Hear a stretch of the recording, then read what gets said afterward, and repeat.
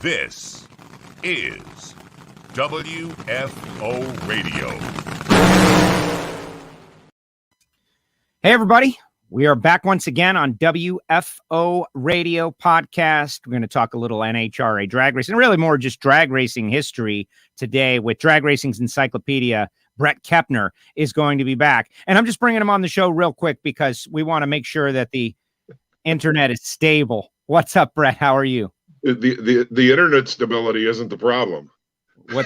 Which stability? Our own mental health stability. That's right. It's the stability of your guests. Exactly. So I want to tell everybody while you're on there, like Total Seal and Sam Tech and Frank Hawley's and Marvin Rodak and everybody that supports this show, really appreciate them. We're going to shout them out throughout the show. But it was a little dicey getting you on here, and now we're on. Like, this is great. We're going to do the second half of our great conversation that we started a couple of weeks ago. I remember it distinctly.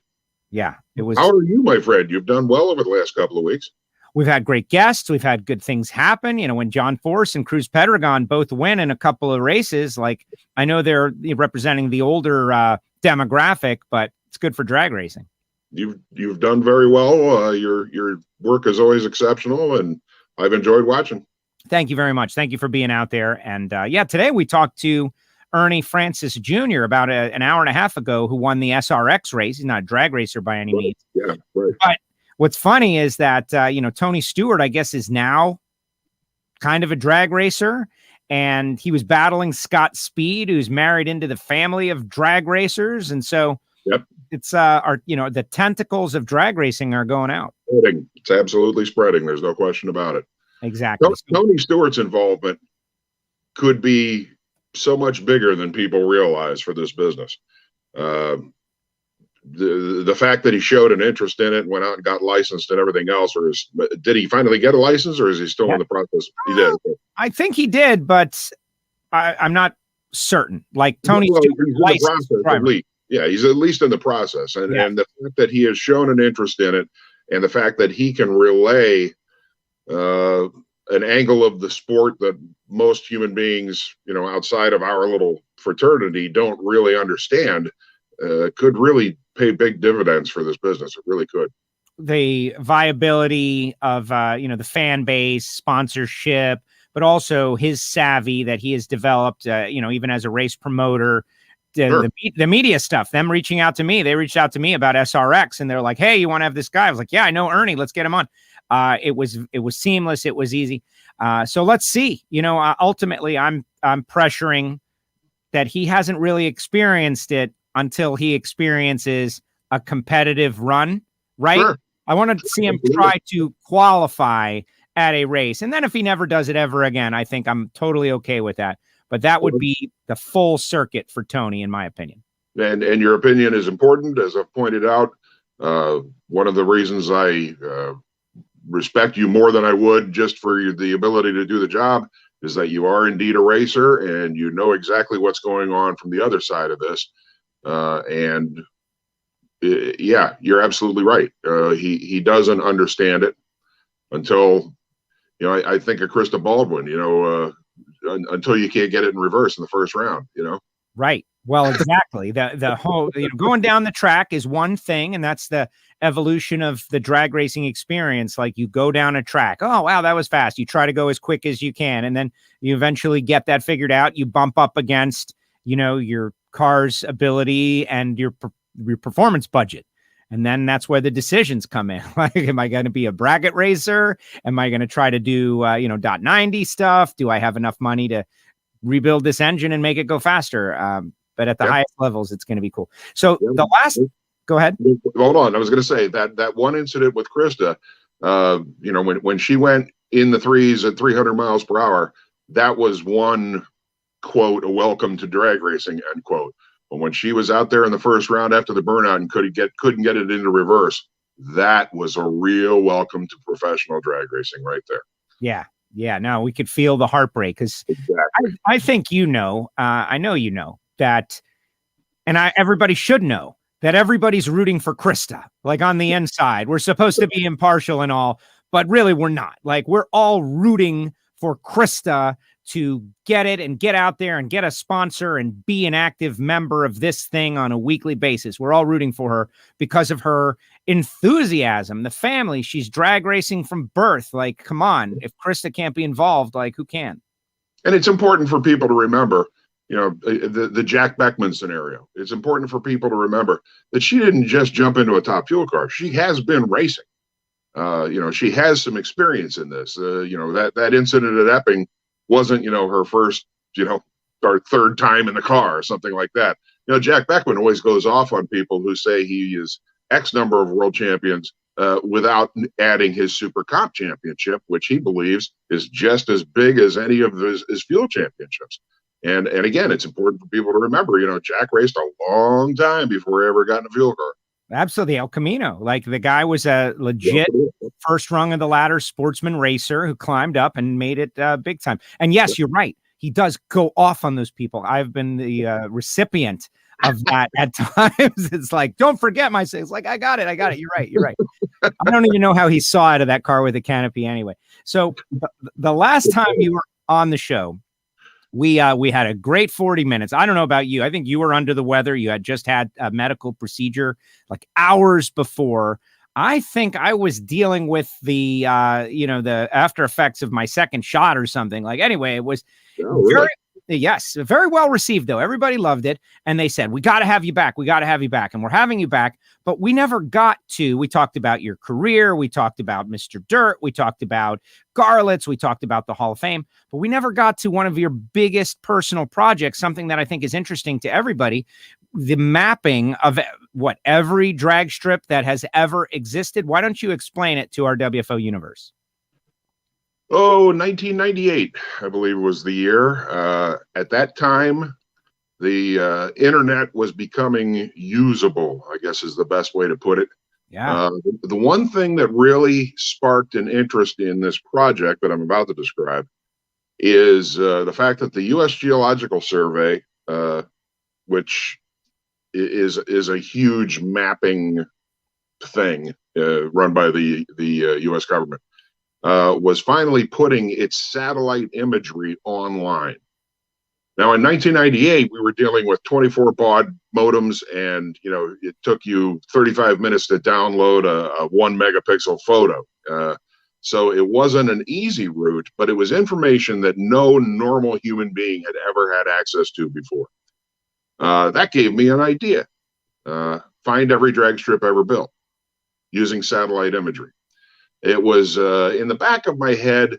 I think you're aware that I have a little bit of an obsession with going to drag strips. I'm at 343 right now. That's how many drag strips I've actually been to. Wow. And it's not a boast. It's really admitting that I'm a heroin addict. Yes. It's something that I almost can't control. And I've really devoted my life to it. Let me give you an example. Much like the Mr. Dirt situation, where I said, I'd fly into a place. Let's say I had a TV show to do on Sunday at Englishtown, and I would fly in on Friday, go race at Atco on Friday night, go race at Maple Grove on Saturday night, and then go work Sunday at Englishtown. It's very much the same thing when I don't race. I will plot out. I've done this for Brian Loans. I've done this for a bunch of people. I will plot out a list of drag strips in an area that I'm going to, that I will go visit while I'm in that area. So that's how you get to 343 drag strips, is, you hit 5 or 6 in a weekend, and the total comes up pretty quick. I've been with Brian. Tangent. Back to the satellite imagery. I was in communication with some close friends and asked if anybody would be interested, in my group of friends, in literally forming a group that did nothing but research all the drag strips that we could possibly come up with. And research in this case meant finding them, actually even before finding them, confirming that they existed. Drag racing really sucks because our history is so poorly written. Yes. There's very little of it. It takes a tremendous amount of research to discover the truth. Legend often overcomes fact, and worst of all, people's memory fades. You know, if there's only 20 guys left alive who remember a certain drag strip, when they're gone, so is that drag strip for all intents and purposes. Sure. So I got together a group of 4. A gentleman named Tom Postuma, a friend of mine from Vancouver, British Columbia. Another friend of mine who lives right across town from him, Ralph Ryder, great photographer up in Canada. And a guy who I used to work with Inside Motorsports Magazine, John Paulette, who lives in Virginia. And each guy got a specific job title, I guess you could call it. And we started chronicling, discovering, chronicling, mapping, writing the history of every drag strip ever created. Now, bear in mind, we knew then that this goal of finishing this thing was long after our deaths. There's no way this will ever be finished. However, before I go any further with this discussion about the project, I want people to understand this was never designed to be a book for sale. Our main goal has always been, and I'm talking like since the first 2 years that we started doing this, and we're going on 23, 24 years now. Our original goal was to get a copy of this on the shelves of the National Archives. Not necessarily for people to use 5 years from now, but for people to use 50 and 100 and 500 years from now when all this is gone.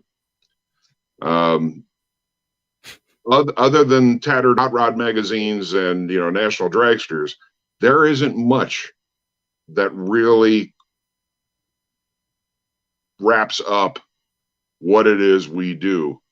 And like all endeavors, it's gonna die out, you know, for whatever reason. You pick one, you know. Right. Everything from, you know, COVID to Armageddon. It doesn't matter. You can pick a reason why societies change and fail. So that was our objective. The reason I'm bringing up the fact that it's not going to be a book is because as we speak, the word count for just the text of this project is at 1,270,000 words.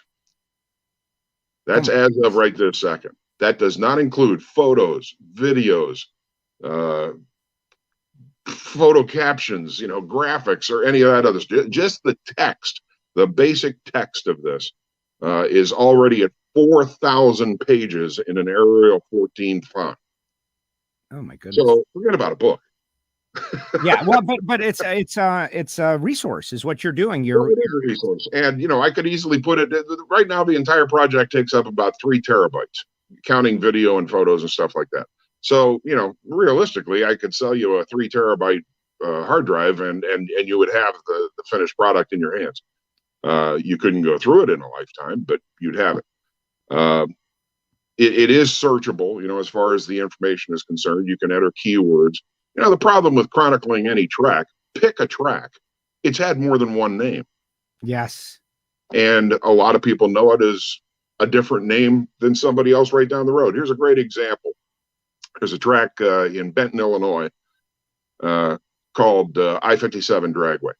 It's being run by the Ellis family this year. I've raced there quite a bit.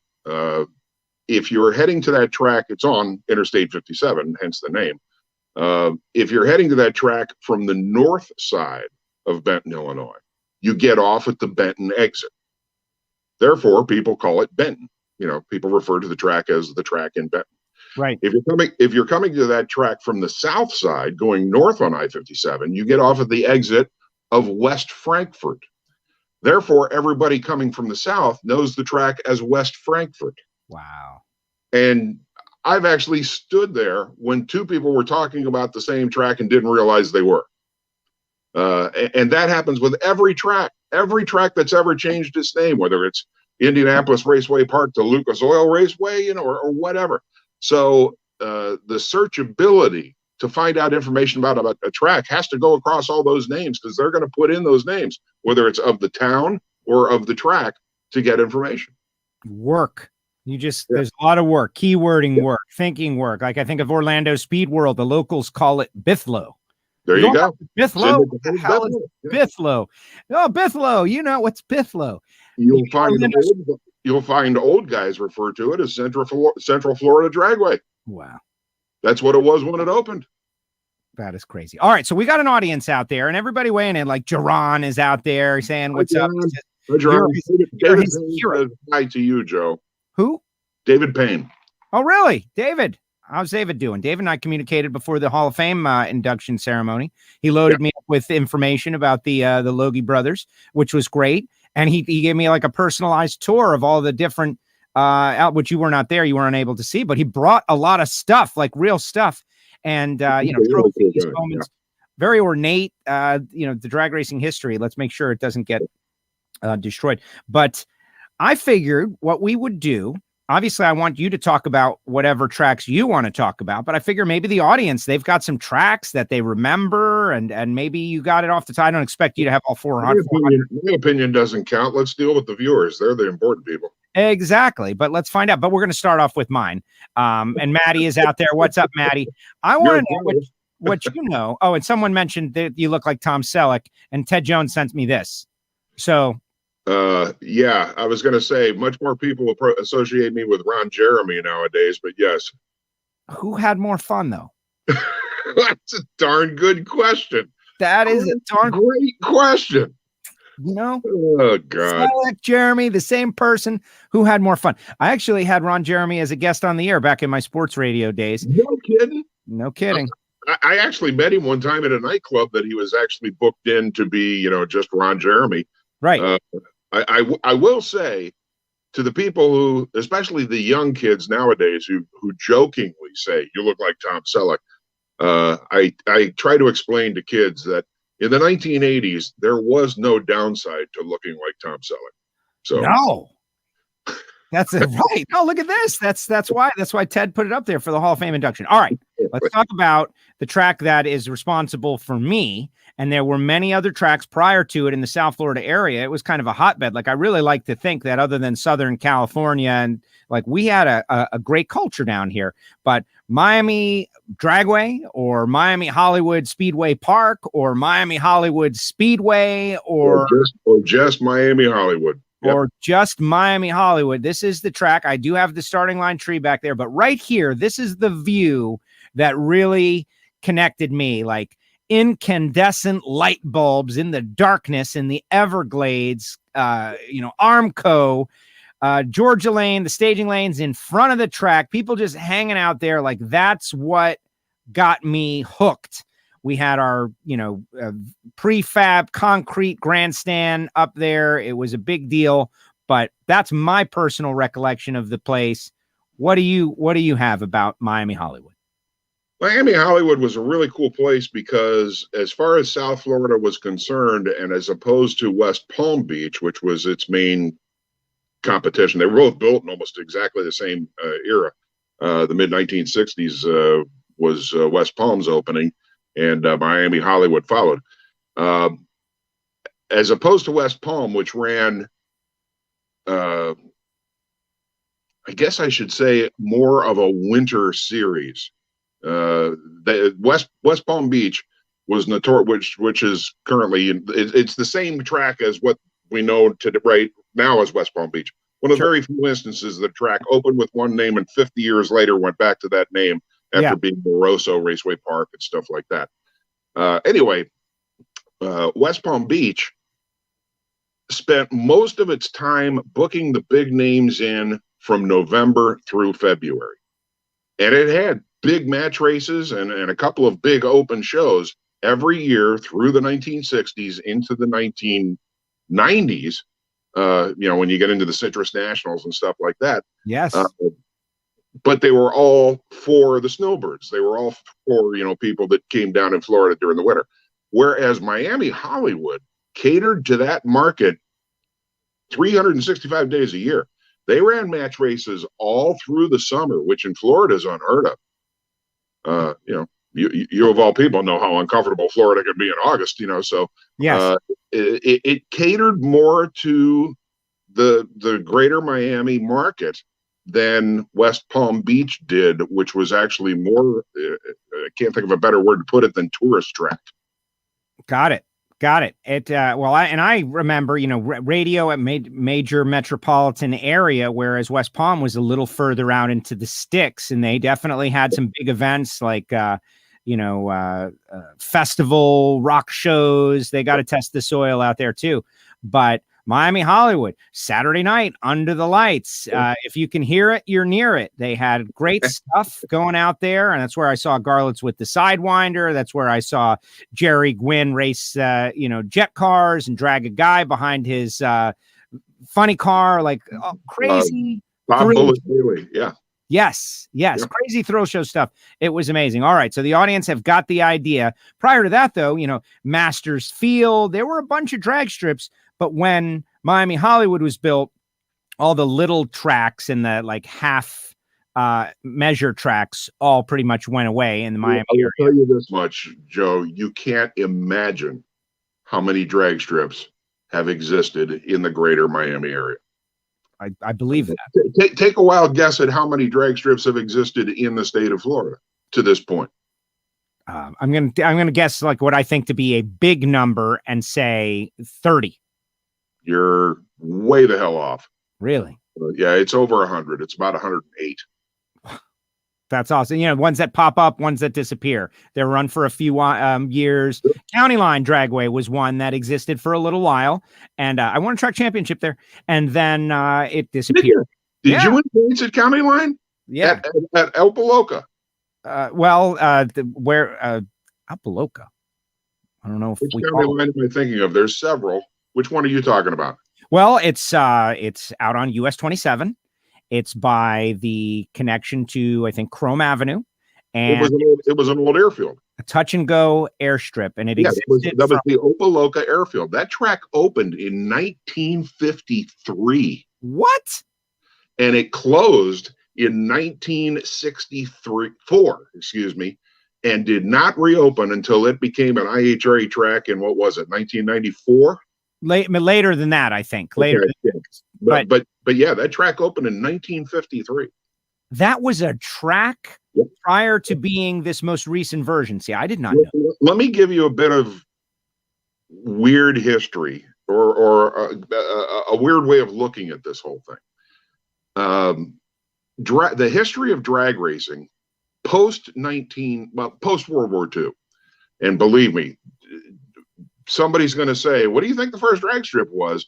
And that's going to blow me out of the water. It's almost like asking Beckman, if he ever raced a sportsman car or something.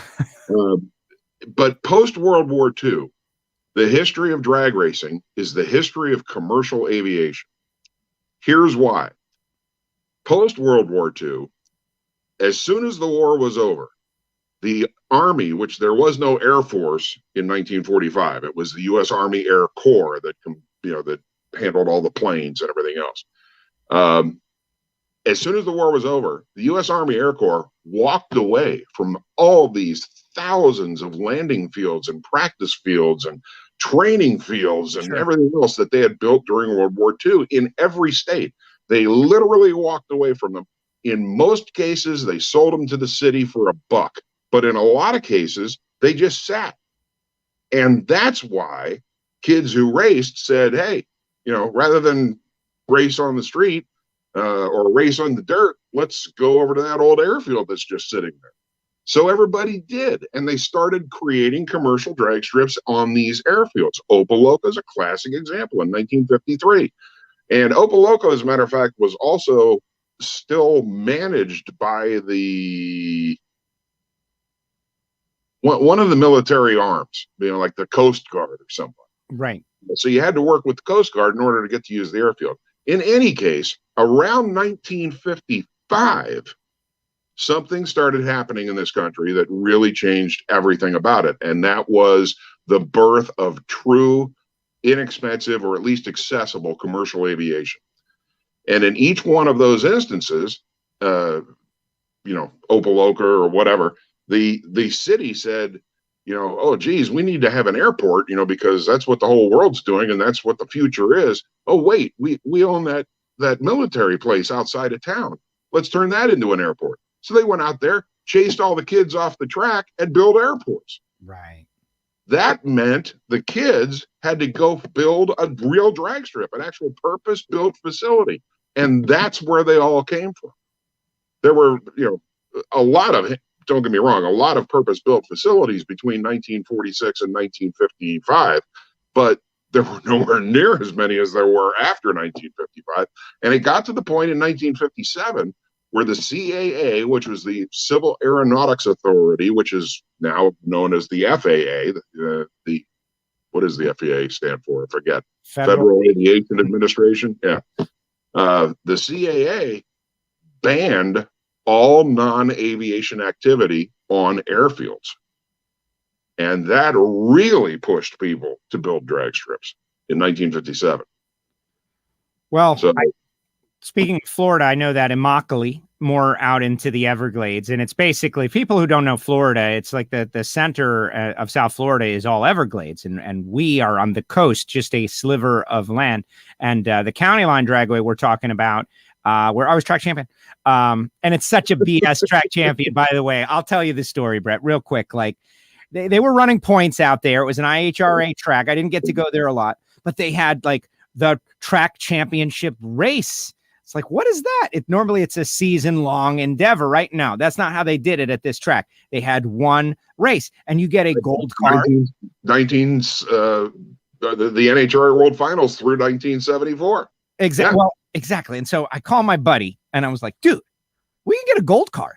Let's go to this. So I brought my street GTO out there, and I went like, 4 or 5 rounds, and I won that thing. And I'm a track champion now, but I don't really. It doesn't matter how, you were track champion. Congratulations. It's awesome. Three different tracks here in South Florida. And soon they will all be gone because of the rumors about West Palm Beach. Moroso, PBIR are like rampant. Everybody is talking about it's going to become a Walmart distribution hub, and the locals are trying to dig into the facts. But if we lose that one, that will be terrible. But Immokalee, the Walmart distribution hub and the Amazon distribution hub are the current #1 excuses for tracks to close. Everybody pins that on Joliet. Everybody pins that on Memphis. Everybody pins that on West Palm Beach. Yeah. And none of them are really true, but that's beside them. I hope we're such a big area. We've got such a rich history. We cannot lose just all of our tracks and have nothing. They're trying to bring County Line back. Again, there are people who are working with local government. Local government got burned once behind the previous owner, supposedly taxes, whatever. I don't want to go into that. Immokalee, it's like an hour and 50-minute tow out into the Everglades. So it's not convenient for keeping kids off the street, but it is at an airport. It's at Immokalee Regional Airport, and that's why I decided.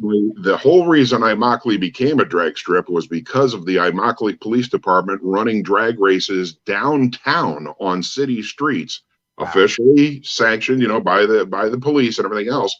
And Immokalee Airport, although it was a full, service airport at the time, Immokalee Airport is one of several drag strips that started out as smuggler landing fields. Oh, smugglers in Florida? No. Well, Immokalee, you've been to that Immokalee. You know what I can say about Immokalee?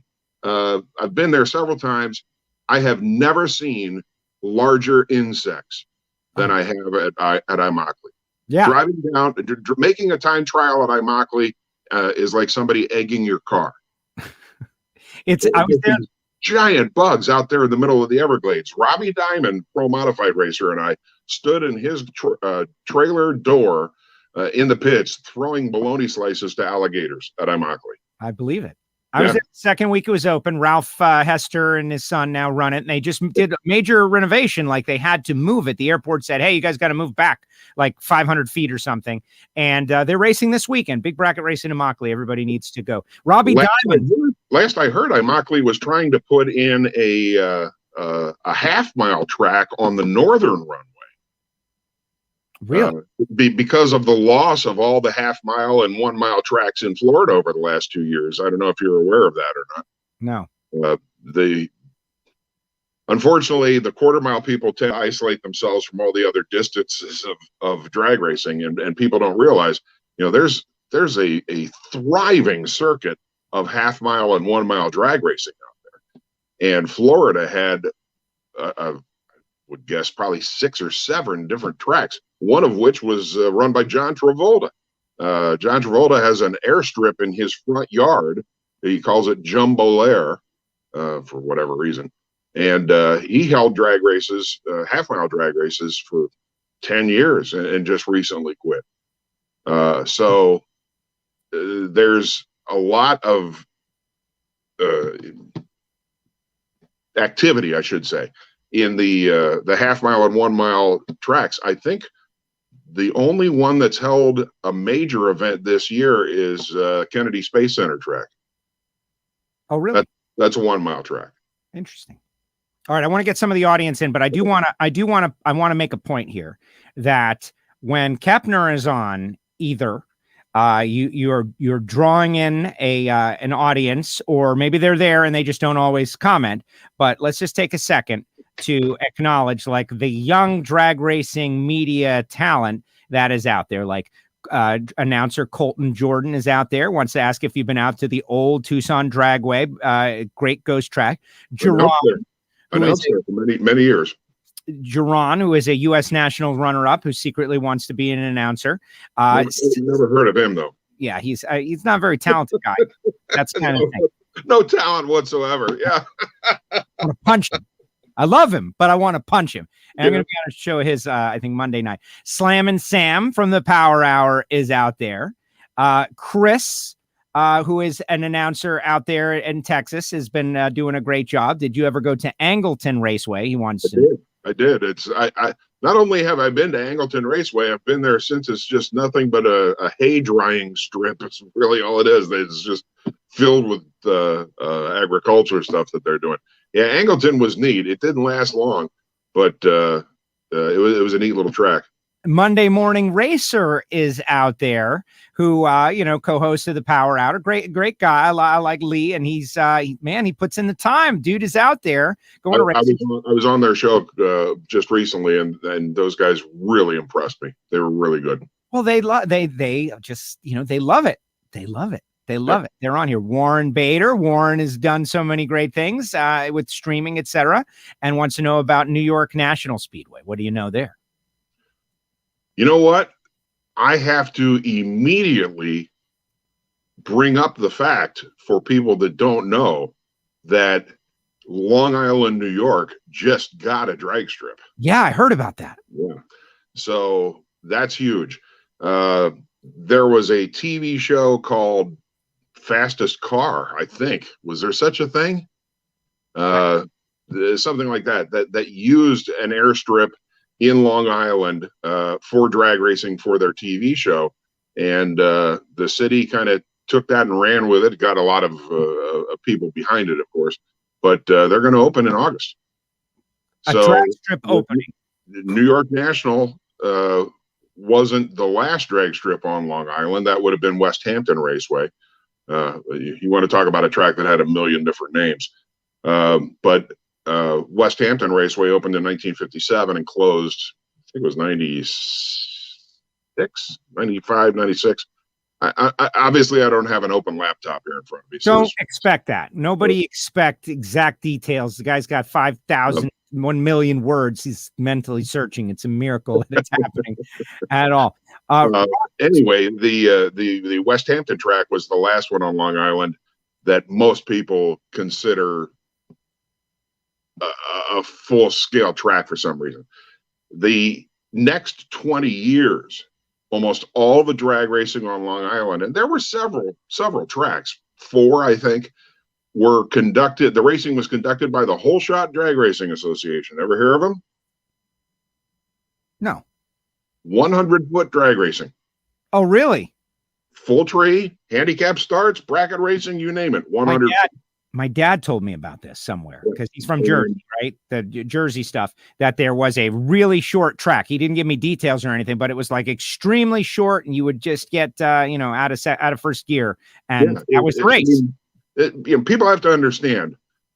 Yes, there's quarter-mile drag strips, eighth-mile drag strips. There's even, 1,000-foot drag strips, but there's every distance in between in there. I've raced on more 600-foot drag strips, I think, than I have on 8th mile tracks. I've been to 19 drag strips in the state of Mississippi. You know how many of them are an actual quarter mile or 8th mile distance? 2. Wow. It doesn't, nobody cares in the big picture. It's just drag racing. It's from here to there, wherever, however long that is. So anyway, the Whole Shot Drag Racing Association held events up and down the East Coast. I mean, we're talking like from Maine down to probably Jersey, 100-foot races. And the beauty, of course, it's kind of like tractor pulling, is you can do it anywhere. Right. You don't need to set things up. They were fully insured, and they drew a lot of cars, from people that didn't have anything else, like on Long Island, which is a massive population area. Of course it's going to draw good. So this new track will be an 8th mile track, and already has NHRA sanction for whatever that benefit is. The vast majority of sanctioning anymore is just an HMO. If you become a member of the National Hot Rod Association or the International Hot Rod Association, all you're doing is getting a cheap insurance deal. And that's important.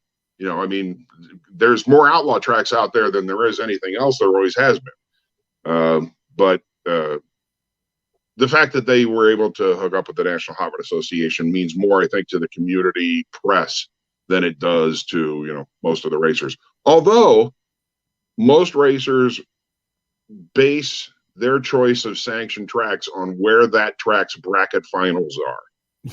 Yes. If you're, I'll give you an example.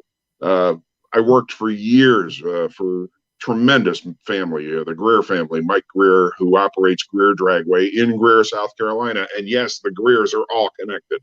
His ancestors settled the town, named it the town. That's why they named it the drag strip. That's why his name's Greer, et cetera, et cetera, et cetera. So anyway, he's thought about going, this is a Division II track in Greer, South Carolina. And, he's been courted by the National Hot Rod Association. He himself has wondered if he should go to the National Hot Rod Association, but all his bracket racers want to go to the IHRA bracket finals because it's closer. Right. So he doesn't switch. Yeah. It's as simple as that. Back to New York National Speedway. Opened in 1966, closed in 1980. It became almost the poster child for the main reason the drag strip started closing in the 1980s, and that was land value. When you live in the middle of an area where people are willing to build $2 and $3 million homes, your drag strip ain't going to stack up, So, of course, the property was sold. You might remember that it was owned at the time by a pro stock racer who sold it and became the bad guy because he ended drag racing on Long Island, supposedly. But in any case, it was a massive facility, and it was a true super track in 1966. It was created by Gil Cohn and Ed Eaton, who were two fantastic promoters who worked together. And at one time in 1970, Gil Cohn and Ed Eaton owned 27 drag strips. Wow. Yeah. Puts Wooten to shame. Yeah, well, exactly. Speaking of someone who managed many drag strips, Holly Jones Vining out there saying what's up to you. Never heard of her. Never heard of Holly. No, wait. Had dinner with her just a couple of days ago. Never mind. I consider her a friend, a great friend, but she doesn't ever watch the show, Brett. We spent dinner talking mostly about you. Oh, yeah, right. I'm dead serious. You can ask her. There's not that much to say about me. I'm not that interesting. They consider you a member of the Jones family, and as a member of the Jones family, that's a pretty high honor. Well, honestly, they've been great to me, and I love them. They're wonderful people. Simple as that. All right, let's keep going with drag strips because this is it, by the way, guys. This is just like Bret Kepner random thoughts based on what you post. So let's go out west. We always hear about OCIR. Monica says, I always thought just by seeing pictures of OCIR that it had to be amazing. The Bill Donor stuff, there's a lot of history, there's a lot of legend, but as an East Coast guy, I never saw it. Was it as great as everybody says? Yeah. The cool thing about Orange County was that it was what you saw in the magazines.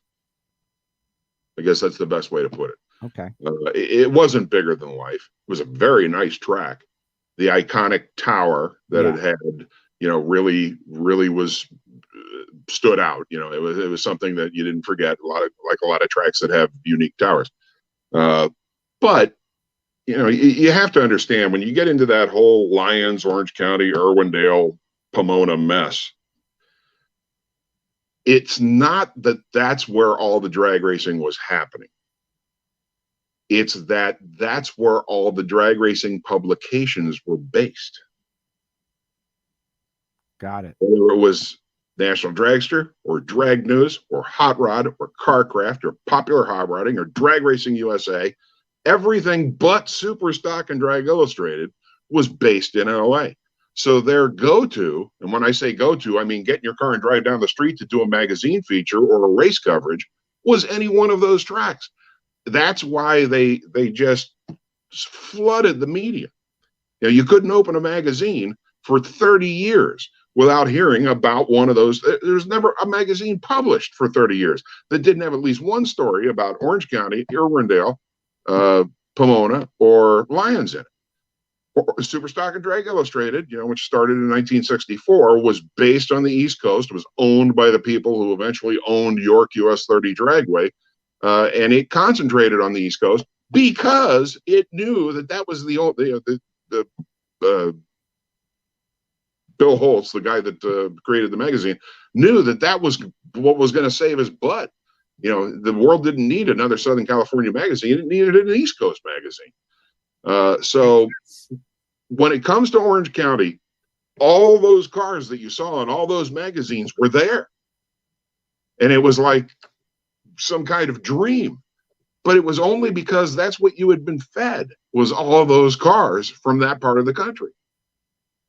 Does that make any sense? Yeah, no, lazy media members just going down the street and covering what's right in front of their face, except it happened to be snake and mongoose. And exactly. It just happened to be the snake and the mongoose. It's very true. Yeah. Great analogy. Wow.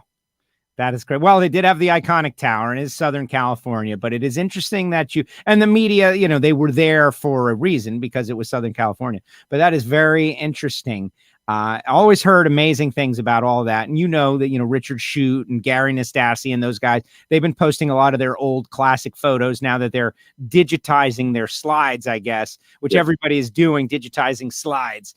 And a lot of great shots, a lot of great history. They're doing some really interesting stuff. Thank God they are. That stuff is just invaluable. No question about it. Well, exactly. Okay, here's one. Santa Ana drag strip. Monica wants to know about. Well, so I knew somebody was going to bring it up, so here we go. Santa Ana drag strip is referred by almost everybody in this business as the first commercial drag strip. Would you agree with that, Joe? I've heard that multiple times from multiple people. Do you for 1 minute think that it took 50 years for two guys to say, hey, let's race in a straight line? And charge a couple people to use the property? Probably not. It's the curse of this project. I don't want to stray too far off of this because this is a really important point for me. But I'm going to say this. In 1903, there was a major drag race held in this country that paid $5,000 to win in 1903 money. That might seem like, my gosh, that has to be the first drag race ever held. No, because drag racing was going on in the United Kingdom, in Ireland, a couple of other European places before that first major race. Now, don't get me wrong. I am not saying that drag racing started that day in 1903 in the United States. I'm just saying that was the first really big drag race that the United States ever had. Bear in mind that in 1903, there were very few paved roads anyway. Right. So this is geared directly to you, Joe. Where was that drag race held? I have no idea. You should. Miami, Florida. Huh? Miami, Florida. No, but you're close. Daytona, beaches of Daytona. There you go. Ormond. Anybody who's ever been to Daytona knows why it became a big land speed record site, because the sand is as hard as concrete. Yes. Now it does undulate. You have that wave, it's not perfectly smooth like Bonneville, but it's close enough. And in 1903, it wasn't called Daytona then, it was called Ormond Beach. Ormond Beach. The city of Ormond Beach got together and held an automotive festival that included drag racing with an incredibly complicated rule book, a multitude of classes, and it was straight line stuff. And the grand prize was $5,000, which equates to $200,000 now. Yeah. That event went on through the 19 teens, but by then there were drag races popping up all over the place. The first 50 years of drag racing are not 1950 to 2000. The first 50 years are 1900 to 1950. Australia, for a brief period in the 1930s, was head and shoulders above every country. Australia, in the 1930s, started doing handicap races with predicted performances and breakouts. Get out. Swear to you. How did they do it? Spots. It was. They had electronic timers. Don't get me wrong. They had electronic timers at Ormond Beach. Actually, let me rephrase that. They had electric timers at Ormond Beach. The electronic came a little bit later. But yeah, don't get me wrong. There's still drag strips out there right now that are using stopwatches. So, the existence of standardized electronic timing equipment does not make a drag strip. There's plenty of tracks out there that are in operation right now that do not have clocks.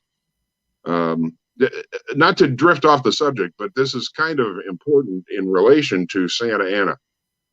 A lot of people think that the good old days are gone, and boy, I remember when there was a drag strip on every corner, and all the drag strips are closing and blah, blah, blah, blah. In 2021, even with COVID, right now, since 1950, there are more drag strips open in 2021 than there ever have been. Period. There are more drag strips operating right now than there ever have been. In any year since 1950. Wow, that's a positive note. It's a hugely positive note. It's astounding. Yeah. When you consider the fact that everybody out there, especially the old guys like me, are saying, drag racing sucks, and I remember the good old days, and blah, blah, blah, blah.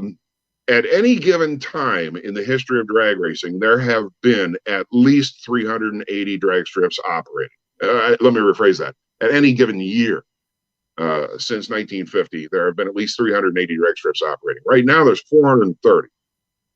Now, that's down from last year when it was 400. Let me rephrase that. It's down since 2019 when there was 467. That's the all-time high. But when you divide 467 by 50 states, that's a hell of a lot of drag strips. Yeah. And, I don't care what people's opinion are, about what people's opinion is of the current state of drag racing. I only deal in facts. I never bring up my opinion in this stuff. And that's what it all boils down to, is there are 430 drag strips operating right now as we speak. There's new drag strips opening left and right. We just talked about Long Island, New York. The Banning, California track closed in February. It's going to reopen in 2 weeks at a new site. I could list off a bunch of brand new tracks. Hell, if you didn't hear, of all tracks, the Gilliam, Louisiana track just reopened a couple of weeks ago.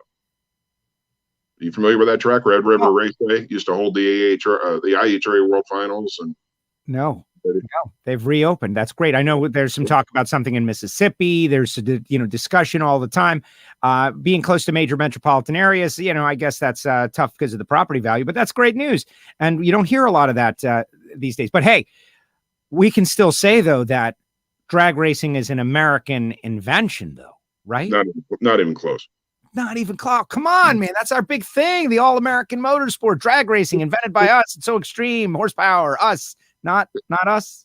It was refined by us, but like I said, when it comes to actual researchable major drag racing events, the Europeans had us by a couple of years. And if you want to go back even to, the imaginary first meeting of motorized vehicles racing in a straight line somewhere, who's to say what country that happened in? Right. And it doesn't matter. It's really crazy when you get into that particular argument. When you think about how you and I and everybody watching this show are in relation to society because of drag racing. We all look at, it's kind of like my acceptance speech. You remember what I said.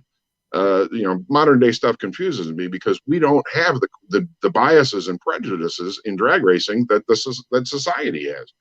So who the hell cares what country it started in? At least we get to go to Denver and watch racing next week, or one of the other 430 drag strips operating next week. I'm going to keep perpetuating the myth. I'm just telling you. That's okay. Like I said, we refined it. There's no question about it. But on the other side of that coin, nobody has asked the obvious question. I'm very surprised. And the obvious question has a lot to do with what you're saying about the United States dominance in this business. The obvious question, whenever I bring up this project, by the way, the name of the thing is TerraTrax Global Authority, just because we're all sarcastic guys.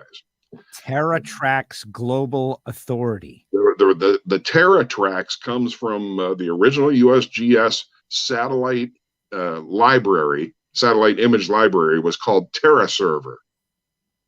TERRA, as in topography and stuff like that. So we call ourselves TerraTrax Global Authority, TTGA. Anyway, the obvious question whenever people hear about the TTGA is, gee, Bret, how many drag strips are there or have there been? Nobody's asked that. How many tracks have there been, Bret? Ever? I'm not going to tell you. No, I'm kidding. Although this is the first time I've ever brought it up in public, and I hope my three compatriots don't beat me over the head because of it. I would normally ask you to guess. You would normally be wrong. Right. You'd either be way high or way low. You know me well. No, this is any human being. I was referring to you as mankind. How's that?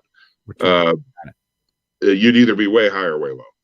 The actual number of drag strips that have been in operation around the world since the beginning of time that we have confirmed so far, important part there, is about 4,800.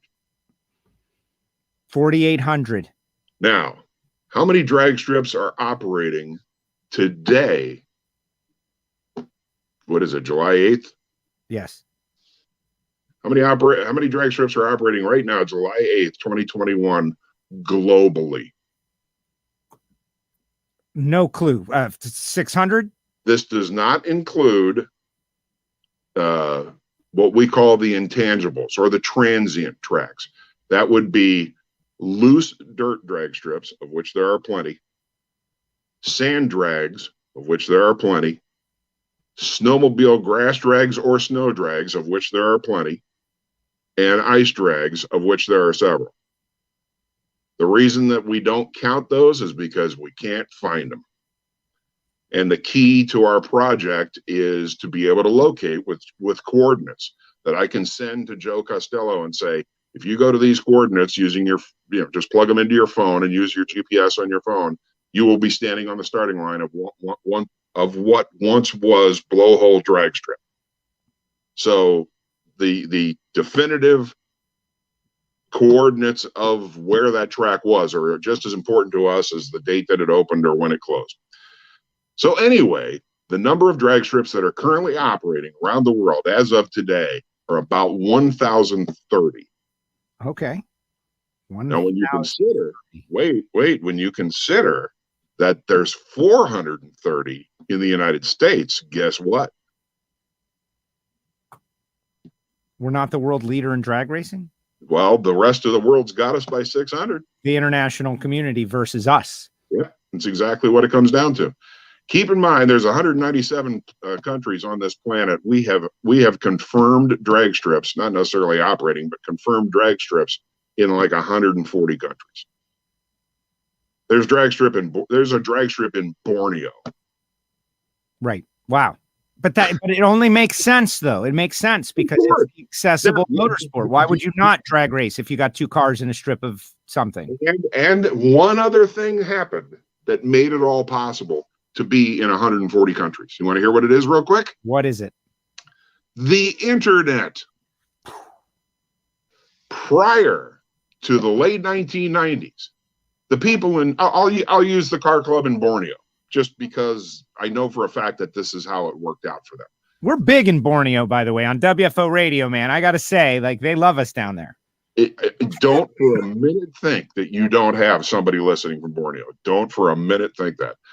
The internet, late 1990s, car club gets together in Borneo. They hear about or they see in a magazine, about drag racing, and they want to do this and put together a track. And, all they can find is, the latest issue of Super Chevy, and they just go by the pictures and stuff like that. When the internet finally got running in the late 1990s, and I still have a Prodigy email address from 1992. I got started really early in this because it really intrigued me. But when it really got moving and was a viable conduit for information to people all over the world, all of a sudden, anybody could build a drag strip. You emailed the National Harvard Association, or you contacted Joe Blow from Blowhole Dragway, or whatever. You called up Portagee, and you had him ship you out a tree. Yeah. Or whatever. All of a sudden, in the late 1990s, anybody could build a drag strip anywhere. And it exploded. And this happened while we started this project. We started off saying, well, there can't be but, three drag strips and pick a country, Germany, can there? And all of a sudden there were drag strips everywhere in Germany because this was happening. And of course, it's a virus. As soon as a drag strip opens in Rhode Island, the folks in Rhode Island see it, and somebody else says, "Well, let's build one in this town." So it just grows exponentially. It's huge. There's 3 tracks in Iceland, for God's sakes. Iceland. Yeah. They run jet cars at Iceland. The cold. The Reykjavik track has a jet car show. It's awesome. That is, and that's why, a couple other tracks that people are mentioning. Dragway 42, Steve, who does our artwork, 1981 Stroh's Nationals. He was 11, and he's been hooked on drag racing ever since. Let me say something to Steve. If he was at the Stroh's Nationals in 1981, he got to the drag strip 1 year after I left from being manager of it. Oh, wow. Wow. It was in his decline, inevitable decline. No, not really. It still had an AHRA national event. Well, says I'm sorry, I didn't even get the joke. You're right. Yeah, that's exactly what it was. When I left, it went straight downhill. No, it did not. All downhill. You mentioned international tracks. Santa Pod. We've got some friends over there in Santa Pod. There's to me, that's the track that I think of when I think of tracks outside of the United States. I know there's, Hockenheim on their Formula One course, which is pretty amazing. The Middle East has built some pretty, I would love to take one of those facilities and place it here in the States. They're amazing, but I understand why they're able to do that. But I think of Santa Pod as the non-American super track. Santa Pod opened 63 years after. No, what am I saying? 64 by minus. Santa Pod opened, basically 63 or 64 years after the first major drag race in Britain. Wow. And you may have heard of the track. They still run. Brighton. I've heard of Brighton. Yeah, speed trials. Yeah, I've heard of Brighton. Someone, one of the, their announce staff come over every once in a while, and we've had a couple of quick conversations. Have you ever been there to Santa Pod, though? I have not. Here's a trivia question that goes back to the lady who asked about Santa Ana. Yes. Why is the track in Britain called Santa Pod? I have no clue. Right? Santa Claus, Saint Pod. That's what it is, Joe. It's Santa Claus. It's Santa Claus, right? There's Santa Pod, there's Santa Ana, and there's Santa Claus. This was easy. Oh my God, I gotta figure out how to work that into the project somehow. Yeah. The area, it's a World War II airfield, as are virtually all drag strips in England, because England was nothing but World War II airfields at one time. Anyway, it was World War II airfield called Poddington. It's the name of the town, and they considered it their first real big drag strip. The British Drag Racing Association, the British Drag Racing Conference, BDRC, created what was called the U.S. Drag Racing Team Caravan Tour, which was in 1965. They brought over Don Garlitz, Ronnie Socks, Tony Nancy, a variety of major drivers. And they ran exhibitions at, I believe it was 6 tracks. And Poddington was one of them. And they referred to that as their Santa Ana. So they call it Santa Pod. Wow. Makes perfect sense. And I love that. It goes back to what the girl was asking about Santa Ana, which, it wasn't the first commercial drag strip. There was other commercial drag strips in California before Santa Ana. But again, Santa Ana goes back to that publication center of the world thing, in that, it was just there. It was just so easy to go do something about it. The National Hobbit Association, as you're aware, sort of came out of the Southern California Timing Association, of which Wally Parks was president. And Wally Parks scouted several places to begin conducting drag races under the SCTA banner as early as 1948. So Wally was actually ahead of CJ Hart and his 2 partners, Creighton and Hunter, to open Santa Ana. Santa Ana was not that big of a deal in the big picture. It really wasn't. An awful lot of big names cut their teeth there. But as far as being a great drag strip that held, huge national events that everybody remembers and stuff like that, very, very, very few people can name anything that ever happened at Santa Ana other than the fact that it opened in 1950. And they always get the date wrong. What's the date? Well, the date that everybody uses is June 19th, 1950, which was a Tuesday. Oh, right. That didn't open on Tuesday, I guarantee you. It actually opened on July 3rd, which was a Sunday. Okay. I like it. All right. Couple more questions out there. And I love doing the international stuff too, because I like to think beyond it. And that's how this sport is going to go. 2 tracks are operated. This is not a joke. 2 drag strips are operated by the Taliban.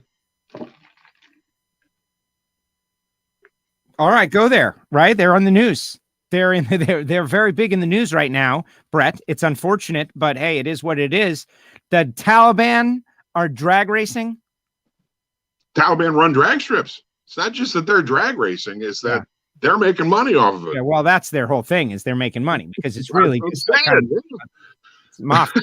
It's basically, people don't realize the Taliban is kind of like just the mob, and they're religious, but they're also the mob. It's extremism. That's all it is. Yeah, but it's no different than you and me with drag racing. Right. We're drag racing extremists, and they But that is crazy that they got their hands in that as well. And Mike says, any tracks in Cuba? I know, like Aruba, there's a track, but what about Cuba? Communist Cuba? There is one track in Cuba. I don't believe it is active right now, but there was a program a guy created around 2013 where he was going to bring in fuel cars from the United States to it was an airstrip to Cuba. It actually, it's one of those internet things, it looks really impressive on the internet. It could have been, nothing, just a guy sitting in his living room, but it actually had a pretty impressive aura about it. And then it just stopped. So I don't know what happened, but the airstrip that he was thinking about using was actively used in the 50s as a drag strip in Cuba. Wow. Well, yeah, so they were big people there. Their casinos were bigger and swankier than anything they had in Vegas. That's what I learned. It was a capitalist society prior to the big party. Yeah. Oh yeah. But just watch Godfather 2, everybody. You'll there you go.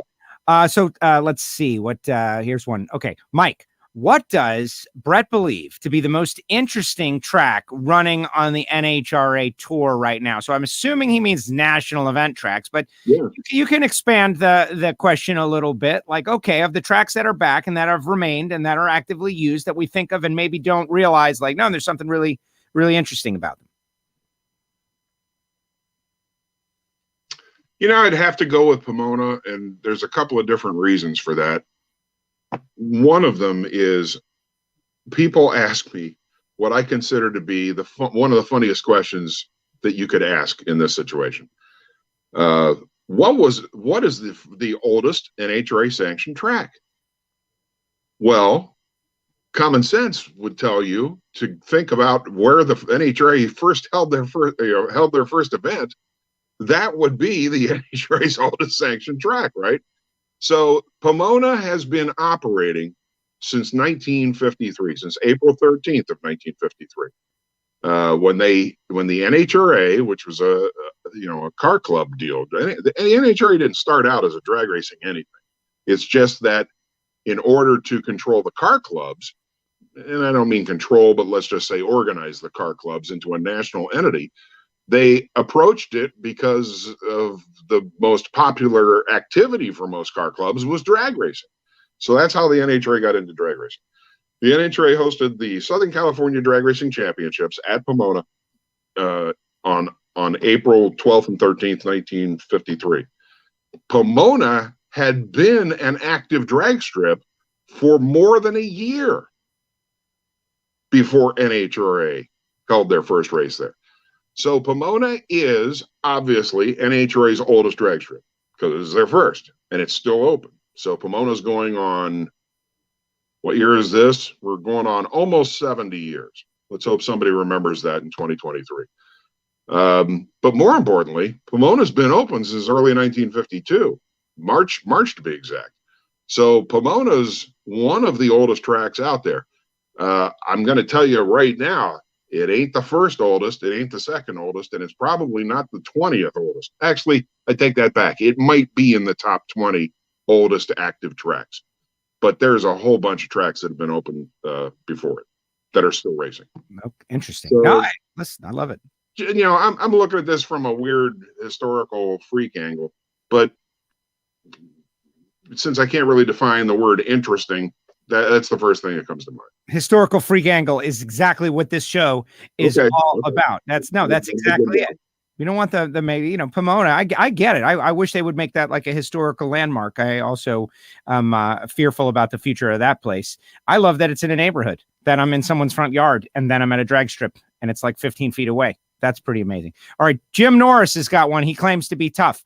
Here's a tough one for Bret, way before my time. Powell drag strip in Reform, Ohio. When I moved to Florida and went to work at Crane Cams, Ron Hassel and Bill Carroll asked me about Powell drag strip. What do you know? Powell drag strip is a really interesting place because of the man who ran it. Powell drag strip was built on a guy, I can't remember his first name off the top of my head, but his name was Powell. This isn't the town of Powell, and there was a Powell drag strip in Ohio in the town of Powell. That track was located right next to their local oval track. But the Mr. Powell that created this jumped on the bandwagon of incredibly popular current events. Drag racing was exploding across Ohio at the time. Akron, Ohio, near the Soapbox Derby course, which was called Derby Downs, was an active drag strip in 1952 in Ohio, and it did very well. I believe the impetus for Powell to build his drag strip came from the NHRA Safety Safari event that went to Scott Airfield near Ohio State University in 1955. And Powell built a drag strip, full quarter-mile paved drag strip, reasonably nice place on his farm property. Track wasn't really near anything. I believe the nearest town to Powell was Newark, Ohio. And when I say nearest town, I mean it's out in the boonies. The track itself was actually located on the road that went to a furnace works. It's still called something furnace. So it was out in the boonies. So anyway, Powell hooked up with the Newark Timing Association, I think it was, to conduct his drag races for it. He apparently was a total bastard because they took out newspaper ads within the first year saying we are no longer involved with this clown and do not expect us to be there. In the meantime, Powell, he hosted a lot of races. Arlen Vanke was one of the first guys I ever met that actually raced there on a regular basis. Akron Arlen, of course. And Arlen said the guy paid well and it was a good, strong track. But the interesting thing to me is he became one of the first real Ohio drag strip promoters. He was certainly one of the first guys to put up lights. He was running night drags in 1956. He was one of the very few guys that ran more than once a month, or even bi-monthly for that matter, and actually started running grudge races nights in 1955 or 6.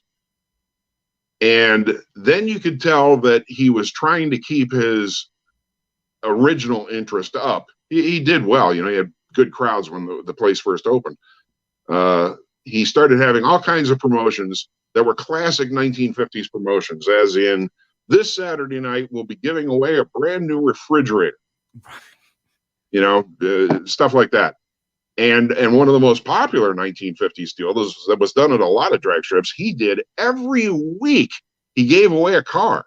Now, the key was on these promotions, this Saturday night, somebody's going to leave here with a car. We're going to give away a car. They didn't say new car. They didn't say good car. They just said car. So, somebody got a $50 or $60 car out of the thing, and that boosted his popularity, the track popularity up a little bit. Interesting thing happened in 1958. A brand new motorized craze hit the country, thanks to the damn car magazines, again, out in the West Coast.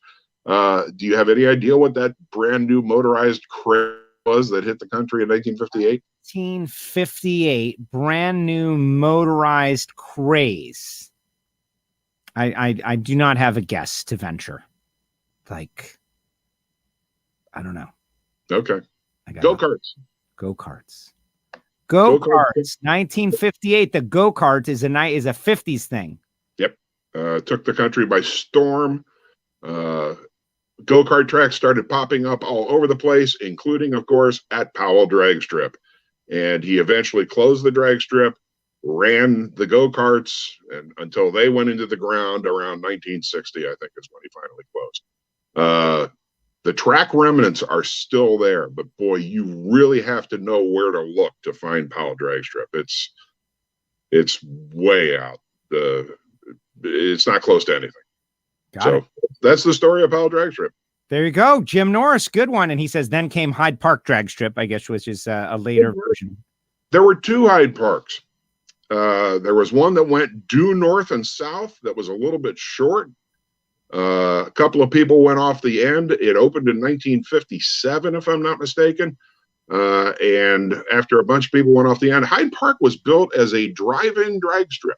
it had, how can I word this without using my hands? Terraced parking on either side so that you could park your car and watch. Oh, really? Yeah. So that there were cars behind you and above you, and then there was another row behind and above them, and you could sit in your car and watch. Hyde Park was a very popular track. It drew off the Columbus market. As a matter of fact, you've been to National Trail, right? No, I haven't been to National Trail. Okay. Well, for the people that know where National Trail Raceway is, and it's not National Trails, it's not plural, it's National Trail Raceway. It's like 8 miles to the east. So it drew off the eastern Columbus market, which is the same place the Columbus drag strip used to be too, which is about 10 miles up the road from National Trail. So anyway, a bunch of people went off the end of the relatively short version of Hyde Park Dragway, so they built one that went southwest to northeast, which gave them a little bit more room on the property, and it was a very popular track. Jim Head cut his teeth at Hyde Park. Oh, interesting. Jim Head cut his teeth at Hyde Park and at Northway Airport drag strip, which was also a big one in Columbus in the 50s. Excellent. All right, we got some requests stacking up. I've got one. Everyone's asking. All right, I'm going to tell you, you don't have to do this, Bret. You don't have to. Bye, everybody. Yeah, but Holly and everybody wants to hear your Ricky Smith impression. God, like, I don't know if you do that on command. Like, they all want to hear. All right, I'll do this. I'd like to tell everybody about my first drag racing experience ever. I was just a kid who lived in North Carolina, and I was kind of into cars. My daddy, he showed me some stuff about cars, but I decided to go for my first drag strip. It was right down the street from where I lived, called East Bend Drag Strip. Ever hear East Bend? That's a Ricky Smith question. Answer me. I have not, Ricky. Okay. East Bend Drag Strip is a little 8th mile, and right past the finish line, go straight down the hill. Go straight down the hill, make a hard left down at the end. It was a mess. But I ran my cars there all the time, and then when I started racing other tracks, I started realizing just how bad East Bend was. That's the start of East Bend.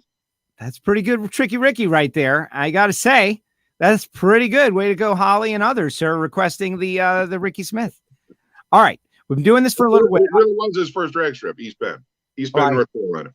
I fully expected you to, do give us a Ricky anecdote. Make sure that I would never do that to Ricky. Every time I've ever done a Ricky Smith interview as Ricky Smith, I've always done exactly what he would do.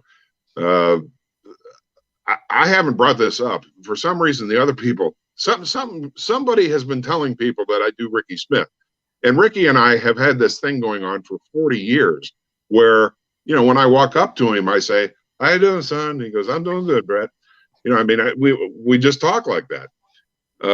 But there was an incident that I'm going to tell you. This is a WFO exclusive. All right.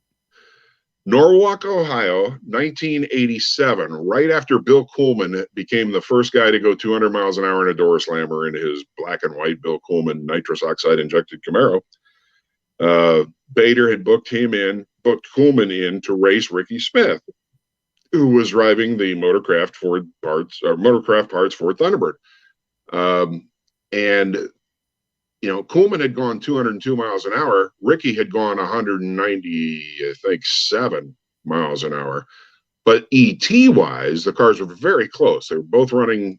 Actually, I think Ricky was quicker. I think he'd gone in the 17s at that point, and Coolman had only gone 721. So anyway, we get to the track, and we were on a tour that weekend where we did Muncie Dragway on Saturday night, UDRA, which is where Coolman was. And then we went to Norwalk on, I guess it was the other way around. We did Muncie on Friday night. Then we went to Norwalk on Saturday night, where Ricky was going to show up and race Coolman. So Coolman got there on time and everything else. And of course, as the announcer, I interviewed Bill, just talking about how he was going to kick Ricky's butt and the normal stuff. Well, Ricky showed up late, and he sent word up to the tower to me that they had a dead motor in the car from wherever he had raced the previous night, and they had to swap motors in order to even get up to the first round. So I knew he wasn't available for an interview. But Coolman had already been bad-mouthing him. So I said, okay, Ricky and I are friends. I'll do what Ricky would have done. So I said, ladies and gentlemen, up here in the tower with me, we have the one and only Ricky Smith. He's going to be taking on Bill Coolman tonight, blah, blah, blah. Ricky, how you doing? Well, I got to tell you, Brett, I'm having a pretty rough time. Yeah, I burned up a motor last night, blah, blah, blah. And it started there. Now, I did the entire interview as I would with Ricky if he was standing in front of me. And I hit all of his sponsors. I said hi to all the people that he would have said hi to. I responded as Ricky Smith. I did not jack around. Of course not. Professionalism. Now, here's the funny part about it. About 3/4 of the way through the interview, being the jerk that I am, I asked him, Ricky Smith, what was the first car you ever raced? And he says, well, Brett, my very first car was a 1966 Rambler Marlin. He says, I had a Rambler Marlin, and I loved that car. That car was the greatest car I ever had. I wish I had it back. And I went on and on about this Rambler Marlin. So after that was over, I wrapped up the interview and went back to normal and blah, blah, blah. The old tower at Norwalk, you had to climb straight up through the center of the tower, and there was a little trap door in the middle of the announcer's floor where people would come up through this door.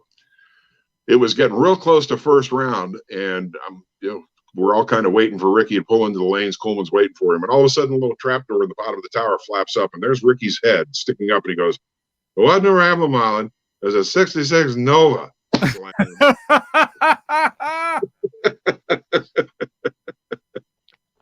So he's listening to the whole thing.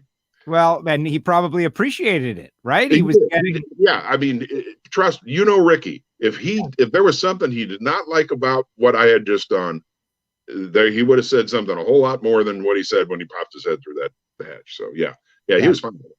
Well, thank you for doing the Ricky Smith. Everybody is very happy. They are happy. We've had some WFO exclusives. All right, as we wind down, I want to ask something that I think about all the time, covered drag strips. Indoor drag strips, covered drag strips. It's hot out there, man. And I think about how many fans, why would we not emulate other sports with air-conditioned indoor entertainment, right? It's a little harder at a drag strip. I get it, but that can't be a unique idea to me. Someone has had to have tried it or done it or accomplished this at some point in the past. Well, of course. And that they have. Come on, tell me. Where? When did they do it? Indoor. I know Jersey's got some indoor stuff. No. God, seriously, you're not aware of the most famous indoor drag racing experiment of all time? No, I don't think I am. The Chicago Amphitheater drag races from 1962 to 1964. Okay. 330 feet. They actually tried to do 400 feet, but they had problems with that. The Chicago Amphitheater was not like a stadium or anything like that. It was kind of like, what would be a good example? Have you ever been to McCormick Place? I haven't. Okay. Think of a giant convention hall. Okay. That's basically what it was. It was actually about the size of something that you might have an agricultural fair in or something like that. One floor, relatively low ceiling, but like probably an honest 1,000 foot of concrete and a lot of space. You can Google this. It comes up, pictures and a lot of inaccurate history, I might add, but it comes up with a lot of pictures. A couple of promoters got together in the winter of 1962 and started running drag races there. It was slippery. They didn't run, blown field dragsters or anything like that. It was gassers on down. A lot of famous racers raced there. Ernie Bestwick was another one. Chi-Town Hustler guys, Pat Minnick and Austin Coyle and John Farconis all raced cars there. They drew 250 to 280 cars a week, and this was only in the winter. This was, in a Chicago winter, and this building wasn't heated really well. The biggest problem they had was the building wasn't ventilated real well either. And it got pretty touch and go because of the ventilation problems. They ran between 8 and I think the highest was 10 events per season until 1964 when the fire marshal said, "This is stupid." Bunch of guys refueling their cars, in the middle of 200 other cars. Actually, the staging lanes were outside the building. So the spectators were all inside, but the staging lanes came around from the back of the building, and you pulled in the direction of the drag strip, and then you raced. Like I said, it was 330 feet. The quickest elapsed time I ever saw there was, I think, in the low fives. So that would have been about a 12-second car at the time for 330 feet. Not bad. It was very popular, but the fire marshal put an end to it. Now, when it comes to indoor motorsports, there are a variety of drag racing, similar to drag racing escapades that have gone on. Let's start with tractor pulls. Obviously, tractor pulls, you're talking to the guy that announced them for 25 years.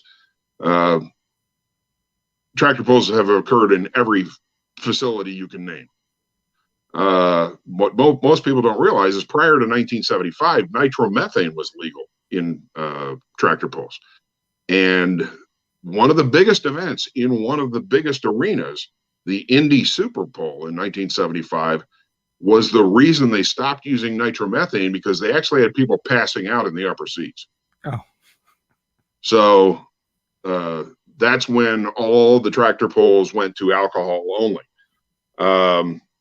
Everything was well and good until the mid-1990s, when the EPA decided to start surprisingly showing up unannounced and testing the air quality at a tractor pull. Keep in mind that at the time, we were not just running tractor pulls, we were running 100 long mud drags and even sand drags indoors. So it can be done. Mickey Thompson, of course, also tried to run the infamous bungee cord top fuel cars, sand drags, indoors in the 1980s. In any case, the EPA found out that the buildup of toxins was noticeable. The last time that I had to deal with that, I was announcing a U.S. Hot Rod Association event in Cincinnati. And sure enough, the EPA showed up and they said, "We're going to be taking samples, and if it hits this number, you're going to have to shut down until literally the air clears out." We shut down 15 times during that event and waited 10 minutes for the air to clear. Oh, wow. So now, 25, 30 years later, ain't nobody going to let it happen. The monster truck stuff gets away with the fact that it's only 10 vehicles, and, they're not that concerned. Trust me when I say the EPA is checking, but they're obviously not that concerned. But you'll notice that there are very few indoor tractor pulls anymore. Right. Yeah. And that's why. It's get feasible. It would be much more feasible in open air stadiums. So will anybody try it? I don't know. Oh, another great example, Soldier Field, Three Rivers Stadium, they all ran drag races. No, they don't have a roof, but I'm just saying that the arenas like that have run drag races. Sure. Yeah, well, exactly. And you go to where you can seat some people, and you've got some infrastructure, and there's a big parking lot, and there's a bunch of chairs, and people can watch, and you can put on something fun. And you missed the most important reason that we do this, or that you missed the most important reason that people build a drag strip and open up their gates. Restrooms. Oh, come on. Well, you're going to need the restrooms for the thing that's the most important. Which is what? To make money? Concessions. Yeah. Yeah. In the words of the late, great George Howard, "I don't own a drag strip. I own a concession stand, and I needed something to keep people around." Yeah. And there's one that I can tell you, a lot of my local establishments, they don't even try. They don't even try to sell stuff. There's a long line. Well, I will admit, from an announcing standpoint, that has changed drastically. When I started announcing in the 1970s, I wasn't hired because I knew a lot about drag racing. Sure as heck wasn't my Tom Selleck looks. It was simply because I went out of my way to sell out every track I went to. My objective was to thank you for that. Get one for Ron Jeremy for next time. We'll try. We'll work on it. And anyway, the tracks hired me because I went out of my way to sell them out of everything. That's what announcers did. Nobody cared if you were a good announcer or knew a lot about drag racing. And quite honestly, that's a lost art. I don't remember the last time an NHRA announcer ever said, hey, go to the concession stand. Even just those words, just go to the concession stand. Not go get yourself an ice cold Coca-Cola product and we have Sprite and Mountain Dew to boot. The first thing I do, any gig I've ever worked for a track operator or an association, first thing I do is go to the concession stand, find the deal on the menu, as well as remember what else is on the menu, and then go to the concession stand. To the souvenir booth and find out what they have and find out what their deal is, and then just start selling. That's what drag racing is. That's the only reason this sport exists as a business. It's not why drag racing exists. Drag racing exists because 2 guys and 2 cars. Sorry, 2 people and 2 cars. That's right. Hey, no, Erica Enders is going to end up being the all-time icon of this sport. You mark my words. It may be 100 years after I'm dead, but she will be the icon of this sport. And that's interesting to say. You're going to have to elaborate on that after you finish your point.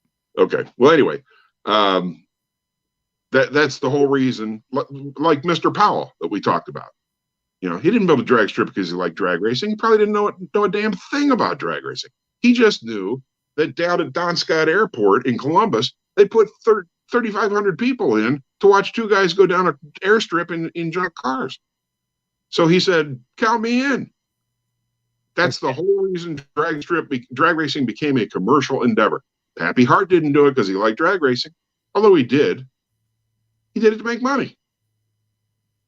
And that's America. Yeah, I love it. Yes. You gotta love it. People want to see this. What do they want to see? Why do they want to see it? Who cares? We can make a couple of bucks. Yeah. People often fail to understand how many other activities are held at most drag strips. In the 1970s, you couldn't find a track that had seating for more than 8,000 people that didn't have a gigantic rock concert. And when I say gigantic, I mean 10 and 12 big name bands. Look at California Jam. You remember California Jam? Are you too young for that?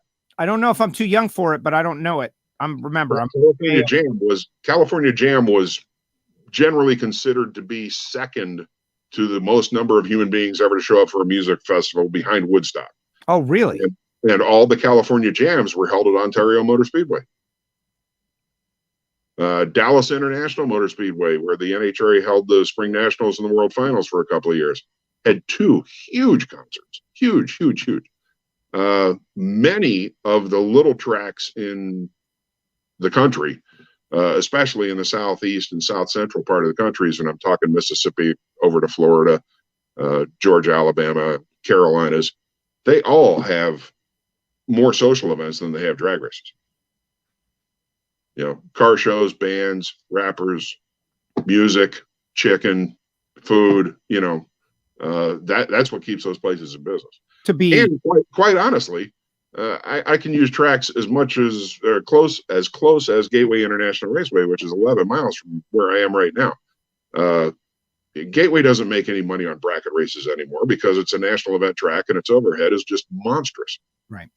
But where Gateway makes its money is Midnight Madness events. You open up at 7 o'clock, you let kids race until 2 a.m, and it's not a drag race, it's a social event. It's a social event, exactly. Multi-purpose social event. It's a place for 18-year-olds to hang out, unfortunately, to drink and not get caught. But you know what I'm saying? They're not chaperoned. They can do what they want. And anybody who's so old they can't remember what it's like to be 18 doesn't need to be listening to this show. We all remember what it was like, to have something like that. As a matter of fact, that's one of the probably things that drew us to drag racing, is that it was something that we could go do alone. But my point is, drag racing itself is a pretty hard sell, pretty tough row to hoe for a promoter. So drag strips, when you have a large area with permanent seating and concession stands and porta-johns, you can do anything you want. Right. And drag racing is just one of those elements. And and being part of the community, we always talk about, you got to be part of the community. You got to be a reliable part of the community. And we see it all the time where like maybe they need cars parked. Yeah, we'll do it. And then all of a sudden you become a reliable part of the community. And that's how you survive. All right. And Jim mentions the Sportatorium at Miami Hollywood, which I don't know if you know that there was a big concert venue at Miami Hollywood. Absolutely. Right next to it. Yeah. Yes. Where a lot of crazy big rock shows, questionable stuff, all the good stuff happening out there. Someone wants to know when you're going back to Greer. As soon as I can. I love Greer. Yeah. I love working there. I love the people. Honestly, Joe, what I do at Greer is exactly what I was doing 40 years ago, in that I sell Greer out of everything. Mike's happy, I'm happy. That place draws 1,000 spectators. This is a little tiny 8th mile track that opened in 1958. Draws 1,000 spectators for a Thursday night test and tune. It's just unbelievable. Wow. Speaking of center of community. All right, let's wrap up. And since you brought up Erica, we had Erica on just last week, and Erica's a friend, and I have seen her arc of like, who is this girl, to yeah, whatever, to oh, I guess she's good, to oh my gosh, she's one of the best, and if not the best driver we have. And we have seen her on my show. Her live interviews draw more people than John Force. Erica, rightfully so. Yeah. Right. Well, and so I just wanted to hear your opinion of E, as she is in a fight against Greg Anderson, as he's going up against his milestone, obviously one of the greats, of course. But, she's still got a long way to go and a lot of winning to do. I wanted to hear your take. That's why I said what I said. It's not just what she's accomplished so far. I mean, like I said, I hate to interject opinion into anything I do. I'm a fact kind of guy, just because it saves the argument, Yes. But anybody who doesn't realize that she is one of the greatest that has ever sat in a car, to have won 4 world championships for as little time as she's already been racing, to realize that she's won in so many different categories. Everybody just thinks of her as a pro stock driver, and Jesus, anything she jumps in, she wins in. I think she knows more about setting the air gap in a pro stock car than any driver alive. The fact that she can go out and do what she did last weekend in the final round is just stunning. I had a drag racing school for 14 years. There are people that show up that are just indescribable, and she's one of them. She is just staggering as a drag racer. And like you just said, because she has so much more time, John Force, for all he is, John Force and Ace Manzo, absolutely the 2 winningest drag racers, in NHRA racing, Ace Manzo being ahead of John Force. They're amazing individuals, but neither one of them, Ace doesn't even drive anymore. But Force, has a limited future. There's no question about it. It might only be 20 years for all we know, as far as Karamazov. For Force, yeah, maybe only 20 years. Right, might only be 25 years. So, point is, I don't even know how old Erica is now, but in 20 years, she's still going to have a whole bunch of time, and I can't even imagine what she's going to do in 20 years. And what's interesting about Erica is she's not locked into a class. John Force is pretty much locked into a class. I'm not saying it's too late for him to learn how to race a super comp car. I'm just saying that he's probably not going to bother. Whereas no matter what happens in the future, Erica, more than any driver I can name, can drive anything. Yeah. Well, the comp, pro stock comp, same day, same race transition. Juniors, open cockpit cars, closed cockpit cars. It doesn't matter. Shifting, not shifting. Anything. There is absolutely nothing she has not won in. I'd like to see her in an alcohol funny car. But you know what? I would not be surprised if she, ran 5:33 at 280 miles an hour and won an event first time she got in one.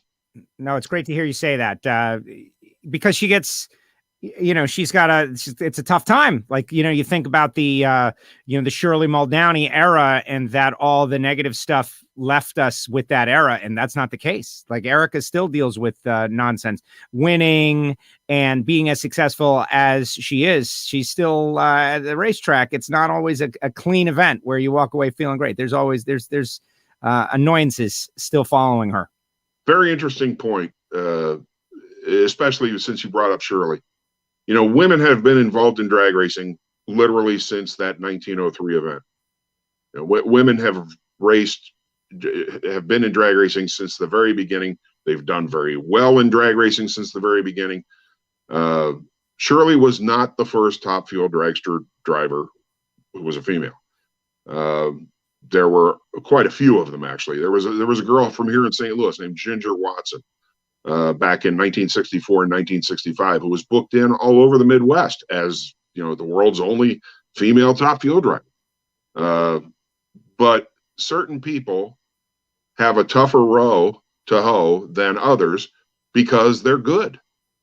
That's what happened with Shirley. If Shirley had been first round fodder all the time, nobody would have cared. They'd have put their arm around her and said, "Oh, Shirley, you're my good friend," But when she started beating him, that's when they started hating her. Just like they hated anybody else, Garlits or whatever, the Prom, especially the guys that are concentrated on winning, which is a very small club, like Pernome and Garlits and Shirley. They didn't go to the races to make friends. They didn't go to hang out with their buddies. They went to kick everybody's ass and win by a landslide. That does not make you friends, period. Right. Erica actually has a slightly better demeanor than those people. But you can tell by what she accomplishes on the track, she's as cutthroat as any of those. And luckily, in the 21st century, society has accepted her more as a human being than as a woman. I have said to Erica in person, I'm sick of people calling you the winningest female, or whatever. You're not the winningest female. You're one of the greatest drag racers that ever lived. Yes. And female has nothing to do with that. Nothing. No, she's been amazing and continues on. And that's why I get, Nitro gets all the headlines. Someone mentioned Alex Laughlin. He's going to go top fuel racing. I get it. But the battle between Erica and Greg right now. I think he's licensing today, is he not? Yes, that is my understanding. Yep. And I just think it's great. Obviously, like the kid didn't have a ride. They were not going to go to Pro Mod in Denver, and I understand why. So he's got this sponsorship with Haviland, and he could put together a deal. Like, wow, savvy kid. I'm excited about that. But like Erica versus Greg in Pro Stock this year, like I couldn't be more captivated by a storyline in drag racing. That one, and as a guy who loves Pro Stock, good on me. I just hope everybody gets in on it because it's going to be fun. But on the other side of the coin, if something does happen to Pro Stock or it falls completely out of favor with the world, Erica in a fuel car shouldn't be any problem. No, well, we'll see how Alex does, right? And Erica taught him how to drive it, so we'll see. Don't get me wrong, Laughlin's a pretty amazing human being himself. I don't think he'll have any problems at all. All right, so lighthearted question, final question, we'll let you go. Obviously, we're having a great time. Mark Stockseth, who has been the genesis of what a human being Mark Stockseth is. You can't count the number of human beings that Mark Stockseth has put on the drag strip and kept there for the last 45 or 50 years. And tremendous human being. Him and Butch White. Go ahead. And including WFO, by the way, which I don't know if he wants me saying that, but he's one of our Patreon VIP members, supporting the show. It's fantastic. one day, I get a little notification, right? It's like Mark Stockseth. I was like, really? And I reached out to him. He's like, yeah, man, I want to support. Awesome. Are you aware that he raced pro stock for years? No, I knew that he had done some racing, but I didn't know that he raced pro stock. Him and Butch White, the Stockseth and White pro stockers. Yeah, they kicked ass. They were very strong in the 80s. I know that he is behind, Bruno's current effort. And obviously we had Matt Smith on yesterday, who is a big part of their team. Yeah. And you don't even know how many teams he's actually helping out. You'll never be able to count the number of people that he has actually kept on the track for the last 50 years. Just an amazing guy. So excellent. Now you cannot refuse his question then, that's which true. is, what track do you think you did the best rental car burnout at? Oh, God. Good one, Stockseth. Way to get him on the last one. Well, there's two questions to that. Or two answers, to that. Because see, when I was racing a rental car, I didn't really go out and abuse them. Right. If I wasn't racing that weekend, all bets are off. I'd drive it off a cliff and see how far we could go on the railroad tracks. That kind of thing. We saw the video of you breaking the window. Yeah. But if I was racing them, I didn't jack around with them that much. So the best burnouts were probably not during a race, although there is one in particular that stands out. And I don't think he would be thinking of this one, though. I will say this. I don't want to name names, but it was a crazy weekend. I had a Chevy Impala, of all things, the big boat Impalas back around 90 or so, at Baytown, Texas. And I ended up in the final, I think, of bracket 3. This was, I forgot to mention, this was a Super Chevy event. And I ended up in the final of bracket 3, and I'm pretty sure I got my ass kicked. I do know that it was in the fall because one of the Emmons brothers, this was at Houston, as I said, one of the Emmons brothers had just come from Pomona where they won the Stock Eliminator World Championship. I don't remember which one it was. That's why I don't want to say a name. I don't remember if it was Jerry, Speedy, any of the other ones. But whoever it was, they were in a Pie Royal sponsored A-Stock automatic Camaro. And I beat them in like the second or third round. And that was like enough for everybody in the track to hate me because I had beaten the Emmons. So anyway, after the final round, I pulled the car around and did a burnout. I think it was just before like the Pro Mod final or something like that. And I did one. I didn't blow the tires out of it, but I had to stop because I couldn't breathe anymore. And I've seen, I think Steve Reyes took pictures of it. The smoke was coming over the roof of the car, down the hood, and being sucked into the grill by the fan, and that was coming into the air conditioning of the car, the ventilation of the car, and it filled the cockpit with smoke. I had to stop. I couldn't breathe anymore. And because of that, Roger Gustin gave me one of the Editor's Choice Awards or something like that. So from what I understand from the outside, that was probably one of the most impressive burnouts I've ever done. All right. So virtual producers out there, the Reyes photograph, go find it. Yeah, and I think it's great. Mark, great question. Bret, excellent. I really appreciate it. I'm happy that we were able to do this, the second half of the original conversation. I'm sorry if I strayed off the subject a couple of times. I tend to do that with this particular subject because I'm pretty passionate about it, but I hope it was acceptable. Well, it really wasn't. And you're going to get a couple of demerits in your file, but that's okay. I'm sorry. Yeah, no, it's fine. It's fine. If you watch the show on a pretty regular basis, we do a decent job of staying on track, but not perfect by any means. And we're definitely allowed to stray. But this was a lot of fun. The host does great. It's the talent there. Excuse me, your guests that are the problem. So yeah, well, we it's fun to be off track. That's the thing. As long as you're not drag racing. But great stuff. Really appreciate you. Thank you so much. And let's do it again. They're going to clamor for you to come back. I can tell already. And so, you're welcome anytime. Like these in between event Like we got nothing going this weekend as far as national event level. Like that's when it seems to be working this Thursday. Those events, if you're free, would love to have you back. Fantastic, man. I really appreciate you having me, and thank you. All right, Bret, talk soon. Be well. Thank you very much for sharing your knowledge. And I've even got notes. So good job. Take care. Bye. There he goes. Bret Kepner, Drag Racing's Encyclopedia. What do you think about that, WFO? Oh my goodness. This was a massive one. You know what I like the best is that we got Monday Morning Racer and Slam and Sam and everybody out there. Like he mentioned a bunch of drag racers going to England to show and race at Santa Pod. And I can't help to think of the cross reference to like the Ramones going to England and kind of showing them what's up. And like, then all of a sudden punk rock is born, right? Like there are moments that happen where everybody gets in on it and they just kind of take it in together and then run with their own thing. Bret clearly is that guy here in our sport. And I'm loving it. And thanks to everybody for watching, of course. Now put your comments in the comment section. Like you've got to have an opinion on that about something.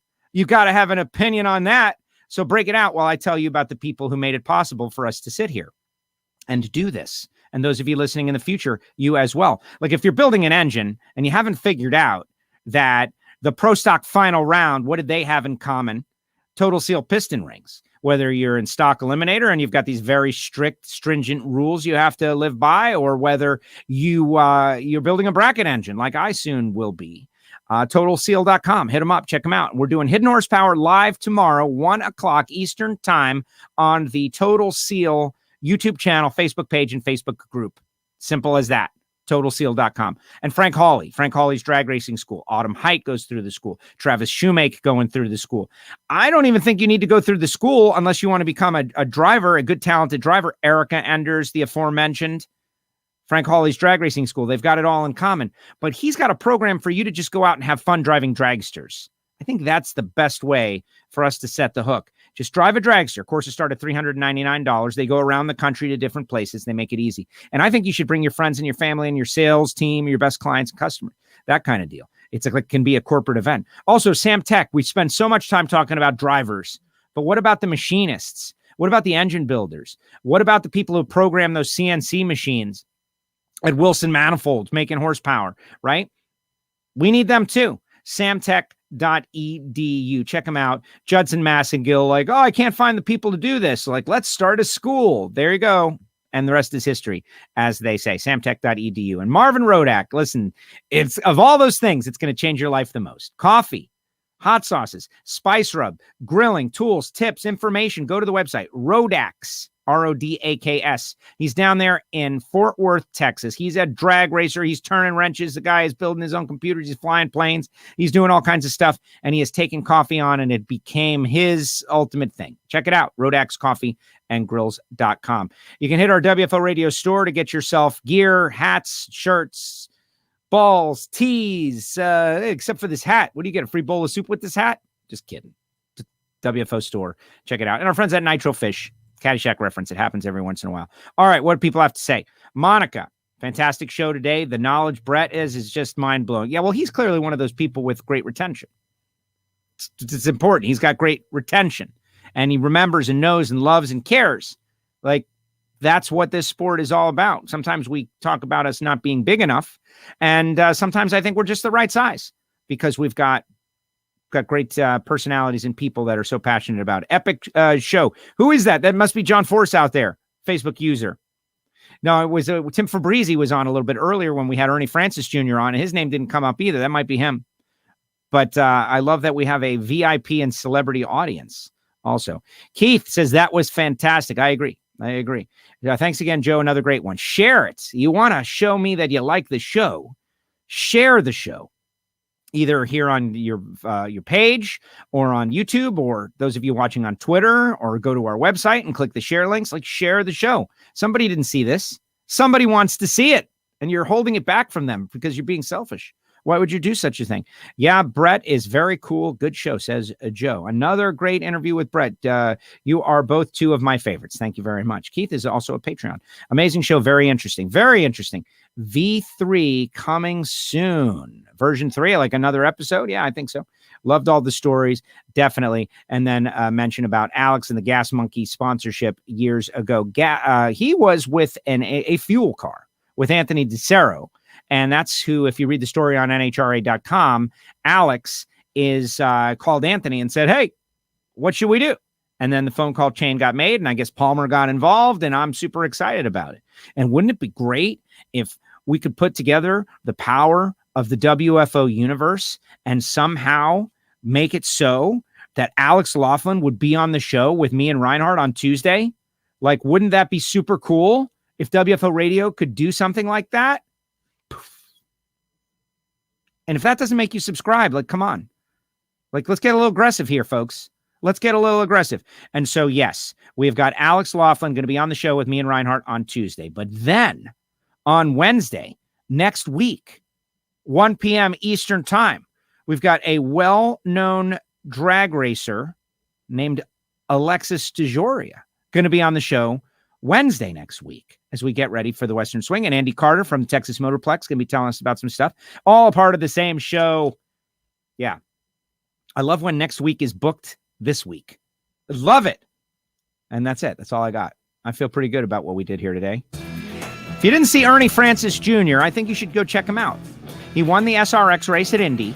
He had a lot of great comments, talked about drag racing, talked about Tony, talked about racing against Scott Speed and that whole connection in motorsports. Like Scott Speed, they were beating and banging out there, is Matt Smith's brother-in-law. We had Matt on yesterday. He was telling us all about Scott, how Scott taught him how to go-kart race, and now he is in that amazing mechanical contraption from the 1950s. And then you got Ernie Francis today, who's talking about Tony Stewart drag racing and what Tony said about Top Fuel dragsters and racing against Scott Speed and how he's got a Corvette that he wants to run in the 9s. But the kid went out there and won SRX. He was on earlier today. He's in our podcast archive. He's in our regular archive. You can find it wherever you find WFO. Yesterday, we had Matt Smith. Prior to that, we had Alan Reinhardt. Last week, Erica. It's been pretty cool. Past few weeks of WFO. So everybody's got homework. You're sharing the show. You're getting the word out. You're going to go knock on your neighbor's door and tell them, like, hey. And Jerron says, remind everyone that we're going to get to the bottom of that this week. We're going to find out what makes Joe tick. That's right. But Jerron, you should say the name of the show and where they can watch it. Monday night, right, Jerron? Monday night. I'm going to be on the show. It's a sportsman racer program done by some Lucas Oil Series racers in the Northeast. Forgive me for not having all this information, but Jerron is typing it very rapidly right now. I will even pause the music for Jerron so that he is not under pressure. On Monday, I will be doing this. It is the Racers News Network at 7 p.m. Eastern Time on Monday night. And I will be a guest. And then I'll be doing my own stuff. And then at the end of the week, I'm on another show. It's like, man, I got a busy week next week. Gotta love it. Or is that this week? Oh, I'm all confused. That must mean things are going.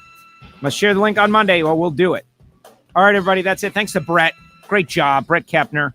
Really appreciate him and all you guys with your questions. It's going to be very, very cool. Thank you all. Appreciate it.